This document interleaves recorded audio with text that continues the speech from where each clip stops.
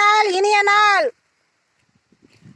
இன்னைக்கு நம்ம வீட்டு தோட்டத்தில் என்னென்ன செடிகள் இருக்குதுன்னு பார்க்கலாங்க.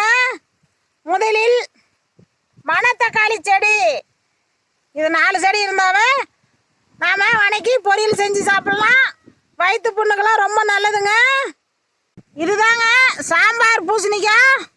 சிட்டியில் இது சிஸ்டி பூசணிக்காய் அப்படின்னு சொல்லுவாங்க. இது நம்ம சாம்பார் வைக்கலாங்க. கிட்னிக்கு ரொம்ப நல்லது. இதில் என்னென்ன நன்மைகள் இருக்குதுன்னு நெக்ஸ்ட் வீடியோவில் சொல்கிறாங்க. இதுதாங்க தூதுவளை இலை. இது நல்லா படர்ந்து வரும். எவ்வளோ நாளைக்கு வேணாலும் இருக்குங்க. விதை பாருங்க.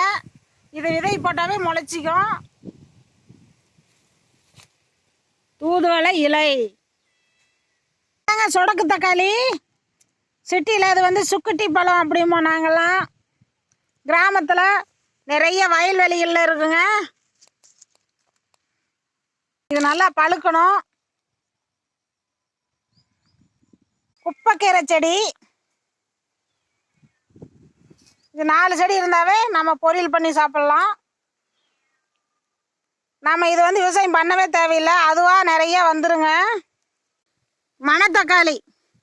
இந்த பழத்தை நம்ம இந்த காயை பொறிச்சு நம்ம காய் வச்சா வத்த குழம்பு வைக்கலாங்க. அவ்வளோ சுவையாக இருக்கும். காய் நிறைய இருக்குது பாருங்க. 2 செடி இருந்தாவே போதும். ஒரு வத்த குழம்புக்கு நாம் தயார் செஞ்சிடலாங்க. சுண்டைக்காய்ங்க. இது ஒரு செடி இருந்தாவே போதும். ஒரு ஊருக்கே ஆகும். அவ்வளோ காய் கொடுக்கும் இந்த செடி.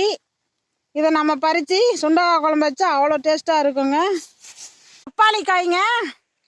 இதில் அவ்வளோ நன்மைகள் இருக்குது. நம்ம கிராமத்தில் எல்லா வீடுகள்லையுமே இது இருக்கும். இது காய் நம்ம பொரியல் செஞ்சு சாப்பிட்லாங்க. செம்மையாக இருக்கும். கர்ப்பிணி பெண்ணுங்கள்லாம் சாப்பிடக்கூடாது. நம்ம வீட்டு தோட்டத்தில் பப்பாளி செடி நிறையா இருக்குதுங்க. புளியாங்காய் மரம், கொடுக்காப்புளி அப்படின்னு சொல்லுவாங்க.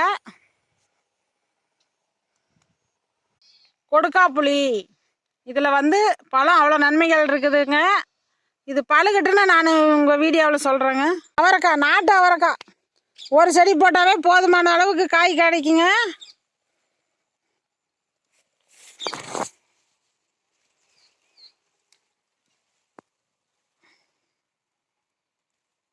தோட்டத்துக்கு கொய்யா செடி, நாட்டு கொய்யா செடிங்க. இன்னும் பழுக்க ஆரம்பிக்கல. செடிங்க இன்னும் காய் வரல. பழங்க கிராமத்தில் இப்போ சீசனு நிறைய இருக்குங்க பழம்.